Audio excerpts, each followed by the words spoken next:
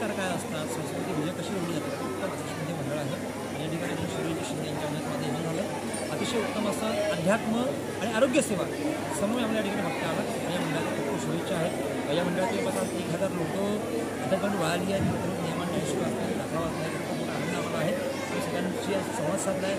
त्याच्यात सगळी तज्ज्ञ मंडळी होती आणि यासोबतच त्यांना आपण शासकीय योजना देखील सांगितल्या.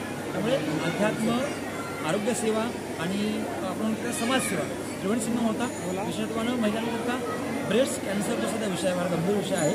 त्याच्यामध्ये सुरेश शिंदे आमच्या शिवसेने वैद्यकीय काम करतात. त्यांच्याकडे कॅम्प आहे. 1000 महिला लाभ घेणार आहे. मला वाटतं त्याने शिंदे साहेबांच्या अनुषंगानं उपक्रम घेतला जातो.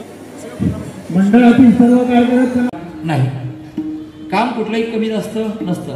म्हणजे तुम्ही धुरी भांडी करताय, काय करताय, आमकं करताय, काही हरकत नाही.